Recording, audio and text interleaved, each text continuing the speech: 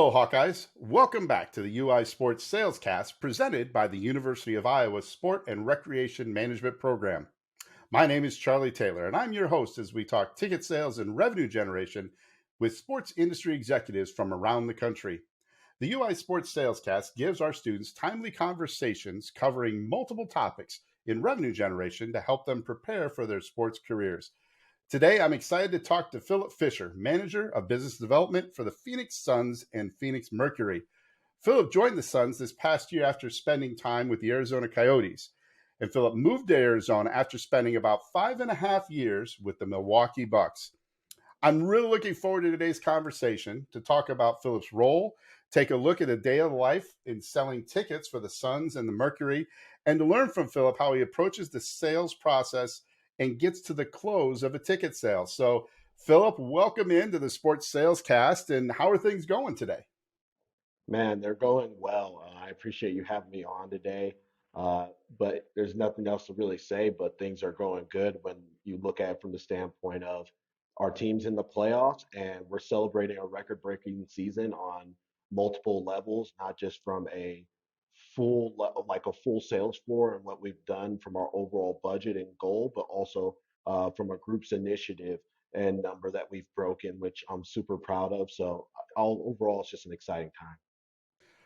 That is exciting to hear, and especially as we are coming out of not being able to go to games live and in person, to see the industry bounce back is exciting for everybody. So as we're talking with our students, as our students are preparing to jump out of college and quote unquote into the real world, if you could, I want to learn about what your role is with the Suns and the Mercury, and what does a day in the life for you look like in those four walls? Yeah, so for me, my job is basically to assist and manage my team through the process of generating revenue via creative group initiatives and also customized plans. But overall, my team does do some service. They're just mainly focused on new business.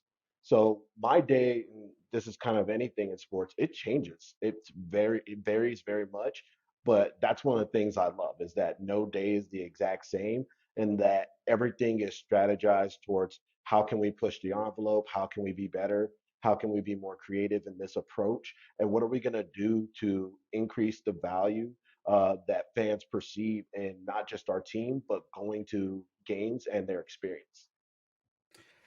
I was doing some research on you, and I read an article online where you mentioned the strategy and the mindset that it takes to sell. You were talking about that mindset it takes to sell tickets in today's environment, and you mentioned how you try to become an asset to your organization, and that really intrigued me.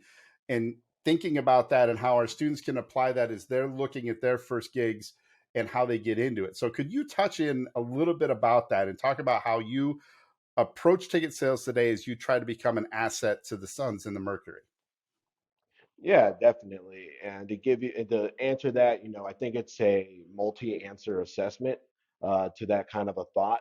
But for me, I think back to my time when I was in Wisconsin and just starting my career off with the Bucks, right?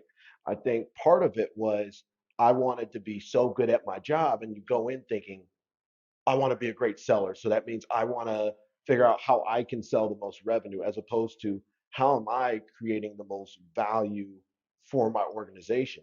So my first thought is to be successful, you obviously have to be a full menu seller that's adaptable to various situations. Because look at our situation right now, right? We were already a good team, but like we had inventory left. KD came in, prices went up, and then there was a scarcity, right? So all of a sudden, who you're pitching products to is going to change. And if you were only focused on one aspect, that product the next year might become less relevant, right? You look at like our full season members, right? Our full season members right now are basically eating up the inventory and they're renewing at a high rate. What does that mean? It means that next year we're going to probably have to sell more groups, premium opportunities, or partial plans, right?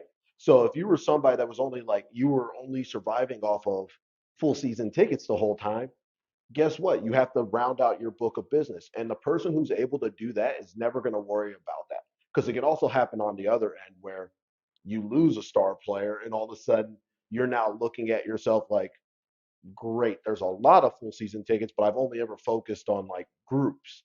So it's a full menu thing where you have to be someone who can change direction at any time. And the more you can do, the less likely you are to find yourself on the outside looking in when it comes time for the organization to make those pivots because it is a business. The other part of that when I look at this is you have to be creative. And I always recommend when people think creative, they're like, well, I'm not a group seller. That's fine, but can you bring ideas to the table that are going to intersect with other aspects of the business, right? When I was coming up as a rep, what was part of my value to an organization is the fact that I didn't just work with group sales. I didn't just work with premium. I worked with our community relation team on various initiatives. I worked with our marketing team to see how we can do things. My best example I can think of is during COVID, right? Obviously we weren't selling tickets because nobody was going to any games. But the question was, how are you going to generate revenue during a time where we can't put butts in seats? Well, I actually ended up working, and now a lot of teams also do this. We had a class where we basically made a sales academy where people could pay, they could get a certificate, and we were providing a different kind of value because now students, similar to the ones who are going to be watching this, they were now getting something that resonated with other people in the industry that could say, oh, okay, I know that you're somebody that I would want to take on because I respect the manager who would have ran that program and trained you. And now you're getting a level of education associated with that brand. So those are different things. And that's just one example of how you can elevate and be creative for your organization's brand. But I think a lot of times people don't do that. They think I'm focused only on this job.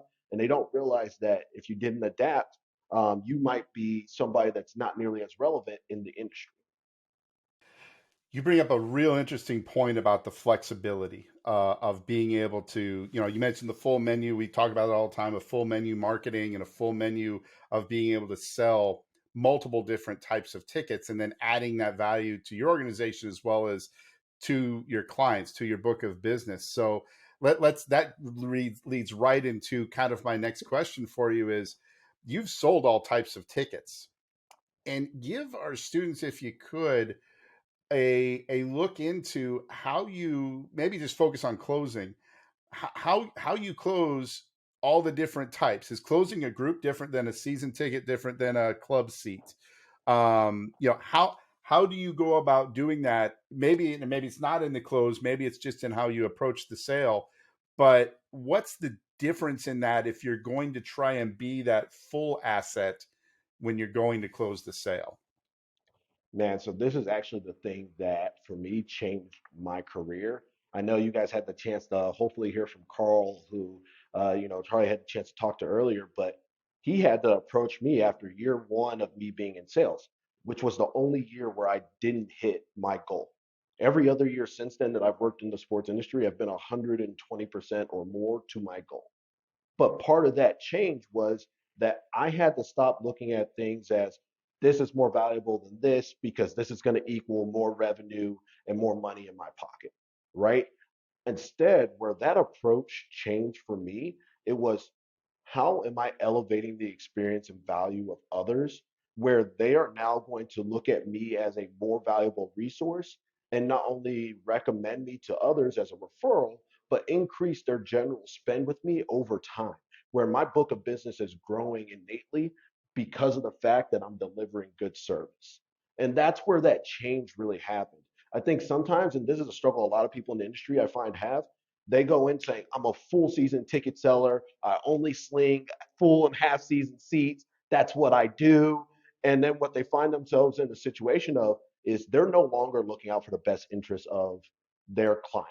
They're looking out for what they're comfortable selling and what they perceive as the thing that's going to generate the most money for them versus what made me really good as a seller. And a lot of people said, well, of course that mindset made you good.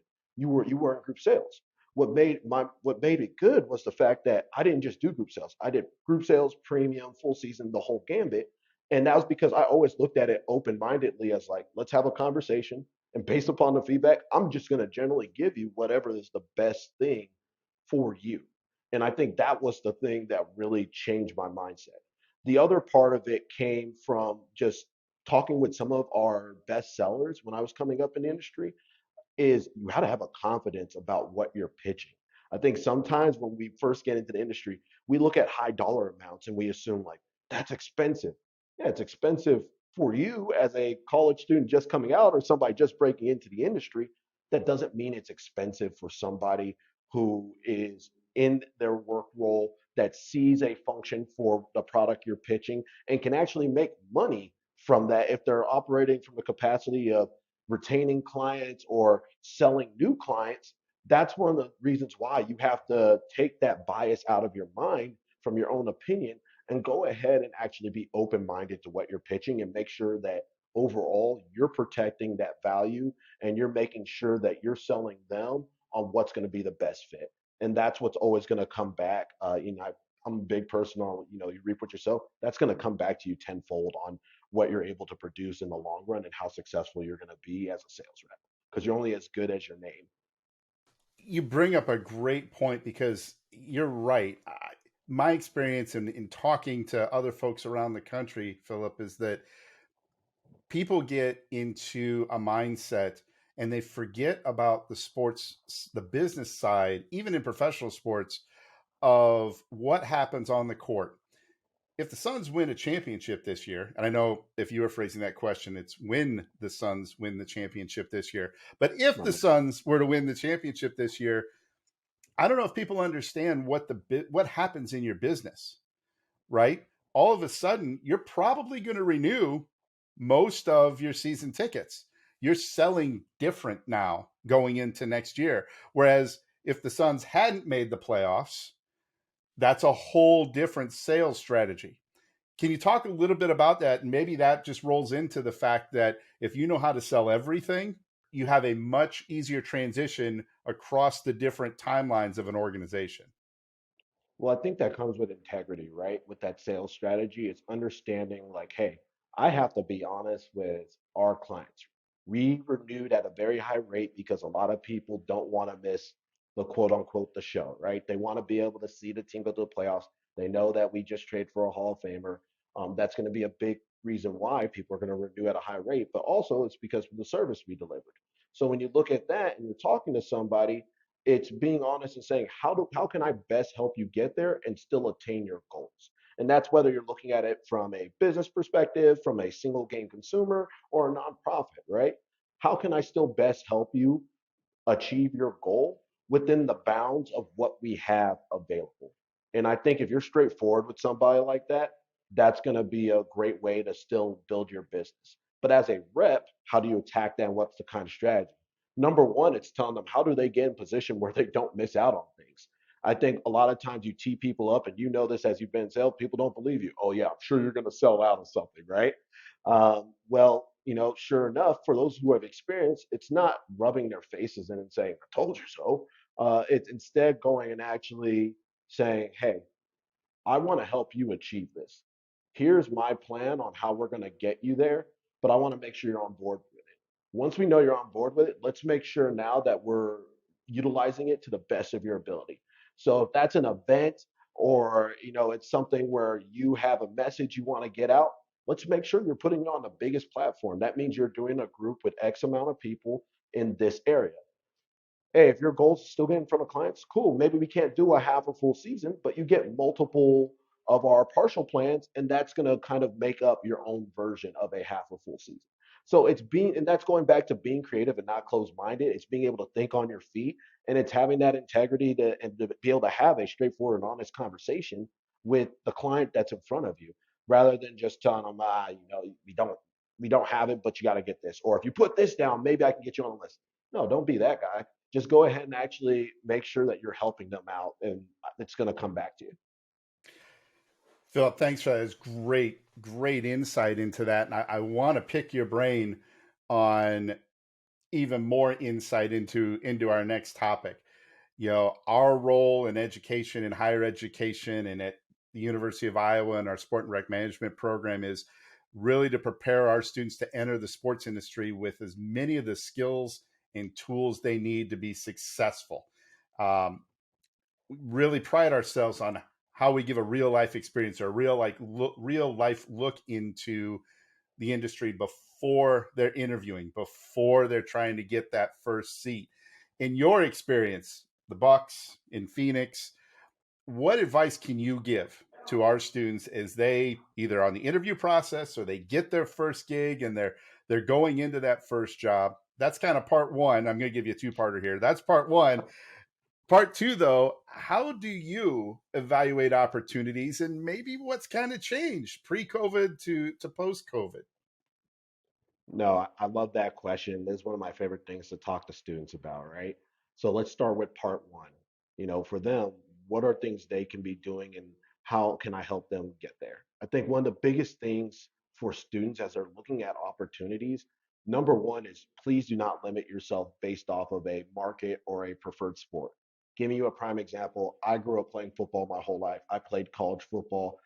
Had I just said I only want to work in the NFL, it would be increasingly more difficult for me to have found my first opportunity in this industry because there's only so many teams.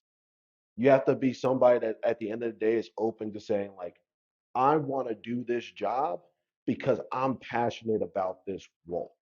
And I think a lot of times where I see the students who get burnt out or don't get the opportunities and they're wondering how somebody else is getting a job is they are super focused in on I care about the sport and I only want to work in the sport and I would rather do a job that I don't like and that I'm not qualified for than to go to a team that maybe isn't that sport but I'm super qualified for that role and it's something that I'm obviously more comfortable with, right?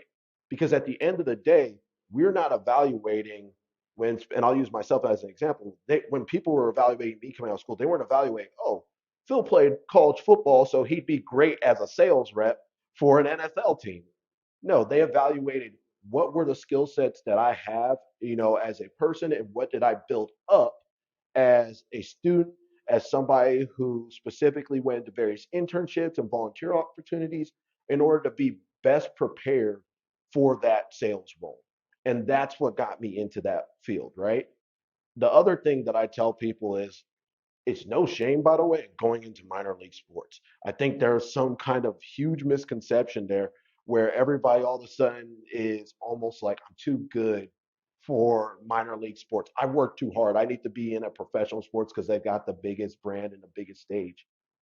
You talk to most people in the industry, and if they find out you worked for a minor league sports team and did your job well, but keep in part, I said the second part, you did your job well, you will be lining yourself up for a lot of opportunities because most people are going to say what you did was probably harder and that you probably are more well versed in a lot of different areas because the smaller the organization, the more you're going to intersect with other departments. So that's a huge opportunity that I would tell people do not just turn away from because you think that it's not cool or it's not the one that's on ESPN every time.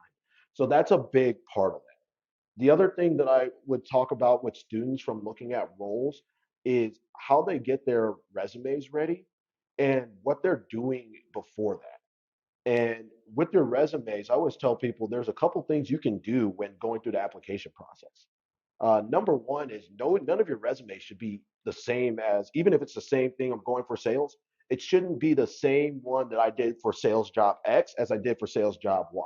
Because each of those sales teams are in different organizations that are in different places as a business, meaning they could be looking for different skill sets and they also could be looking for different people from what they need. For example, there might be one organization that's a little bit newer.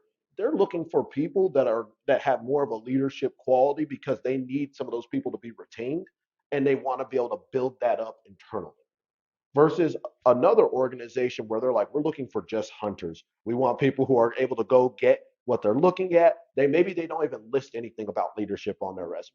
So because of that, what I put on my resume to reflect that I'm a good fit for not just that role but that organization is going to be entirely different. And I think a lot of times students miss out because they don't want to put that extra work in or they don't realize that slight difference or nuance that if they made those changes, they would make it easy for the hiring manager or for the HR representative who's picking it out to say, like, oh, boom, they actually have those key words that we listed in there for qualities, traits that we're looking for in their resume. easy to pick that person out. They obviously are a fit. Now, that being said, you still want to have the experience, but that's a way to be easy fit. And talking about like the experience side of it too, understand experience doesn't have to be an internship. It can be volunteering. And let's use Iowa as an example, right? I would argue Iowa probably operates on the scale of a lot of professional sports teams, right? Like that's you guys are a major university in the Big Ten. You guys operate on that level, meaning even if there's not a full-blown internship, if I were to go into some of your athletic department and then go ahead and say, hey, I want to learn about sales today. Is there any way I can just listen to some of your reps on the phone? Is there anybody that you need help with outbound that I can go and reach out to and get that experience?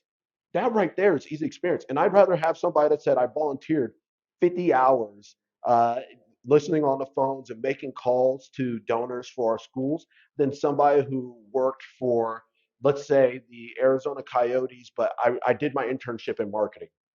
Cool, you worked for a professional organization, but this person actually got relevant experience where it was needed. And even if it wasn't labeled as an internship, it's something that I would still say that is valuable. And that's how a lot of people are going to perceive that. So I think it's always important to look at it that way and also knowing that you're not limited by your age. If I'm a freshman, I can still volunteer and do things versus if I'm trying to get an internship, most internships are going to wait till you're a junior or senior. So that's a tough part. Now, the other thing that I talk about in regards to how do you get into that role, I talk about a three circle rule. The most, and let's look at it, the three circle rule like the bullseye. So the most direct circle and the most accurate parts of the bullseye is I've somehow found a way into that organization as an intern or volunteer. I know the person hiring for the role. I make myself known. I talk to them. I develop a relationship. I interview well. I get the role. That's one. That's the best way to do it. Second way to do it is cool. Maybe I'm in that organization. I don't directly report to that person, but I'm doing well where my feet are planted. And I'm doing well enough where I can talk to my advisor or my direct report to go ahead and vouch for me for that role. And I can then have a more direct opportunity and connection to that hiring manager. And then there's three, right? Three is I'm not in that organization, but I have relationships to either somebody in that organization or somebody in sports who's willing to vouch for me in order to get that role. And when you're in one of those three circles, understanding you're ahead of the curve. Everywhere I've been, the understanding for me has always been like, we always are looking internal and external, but you would prefer to go internal, right? Everybody's going to say they prefer to promote people that are already in their pipeline that they've already invested in or that they know is less of a risk. Hiring a lot of times is also risk mitigation. So, how do you make yourself less risky? It's by being in one of those three circles. Because if you're waiting till you see it on Teamwork Online or you see it on LinkedIn, let's say there's five positions, you're probably really battling for like two or three because there's somebody who got into the one of those other three circles and is going to probably be more qualified as a result and more highly considered and beating you out for those roles. So that's one of the best ways I always tell people to go ahead and get into that space. Um, that was answers your first part, and I know that was a mouthful. Uh, No, great would you information. Great per, information. The go ahead? second piece there is how you evaluate the opportunities and what's kind of changed pre versus post COVID if we want to put a timeline on it. Yeah, what I would say pre-COVID, when you were evaluating opportunities, a lot of sales jobs were exactly the same. You're talking about a lot of high volume calls. You're somebody where if you're looking in the sports industry, uh, there wasn't really a huge catalyst other than revenue generation for everybody to kind of change how they operated both internally and what they were able to produce and sell externally. With COVID, that changed a lot. And not necessarily saying it's directly tied to COVID, but just during that time frame. A lot of it became more people don't want to work in offices. That's just a fact. There's more people that I get that question more times than not, like, how often am I in the office? Because a lot of people found more value, more hobbies, more community outside the office, meaning they want to be able to spend that time out there. The second, so that a lot of people are going to hybrid work schedules. The second part of that and what happened pre versus post COVID is that post COVID, the other thing that you're also starting to see is a lot more people who are in the sports industry have a higher pay expectation. And part of that is because thanks to great programs like this, you guys are actually getting educated to a point where you're getting some of that sales training ahead of time. So the for you guys, you're not looking at it as like I'm coming in as an entry level. It's almost a perceived mindset by a lot of college students now is I'm coming in at this level. So the only tough part about that is that a lot of the opportunities available are still going to be entry, but you believe the skill set is at an account executive level. What I always tell people is that you're always going to want to come in still at that entry level, and here is why. And I'm not saying that just as a manager, I'm saying this as somebody who sold and went through this process. You want to be able to get the building blocks and have the time to develop. Like I mentioned, my first year was my worst year. If you end up in a higher or veteran type role before that, you are going to be judged as a higher veteran type representative. And that's the thing I always try to protect students from who ask me advice about other job opportunities or job opportunities with us in general.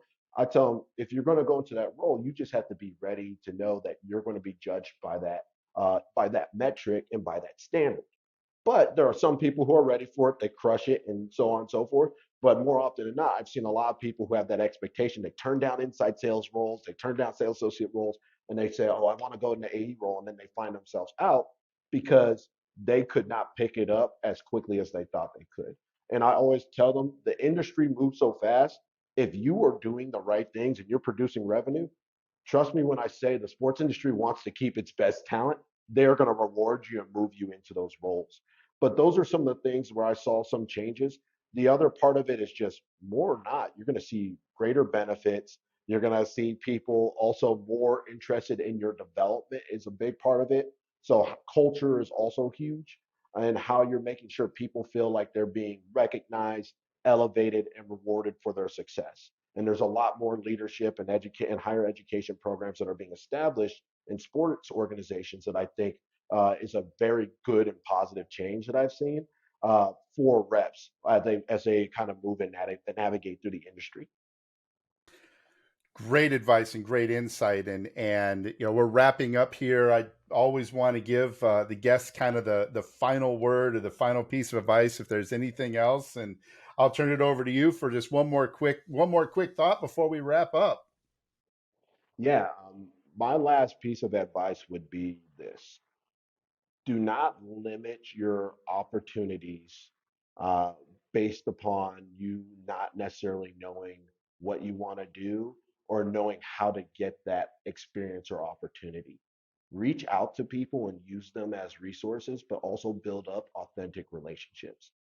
The people who have helped me out the most are not just people who I've been like, oh, thanks for that advice, peace out. But they've been managers, directors, reps who I've been able to build up relationships with and actually talk through ideas. And when you do that, those are people who are going to help you find opportunities. And the best part about you reaching out to those people about advice is when you showcase that you can actually take that advice and execute it, you turn into someone that goes to the top of their list as far as somebody they want to bring in. Because now you've already demonstrated that not only are you coachable, but you're somebody that knows how to take their specific direction and be successful. And that's who you want ultimately working for you as any kind of manager, right? So I think that's a huge opportunity. But also to that point, just make sure that you're not scared to reach out to some of these people. I get that they have manager, director, VP titles, whatever, and not everybody's going to say yes to you either. They're not obligated to. But for the few people that do say yes to you, those are going to be people that are going to be game changers for you, and they'll put you in those three circles that I alluded to earlier.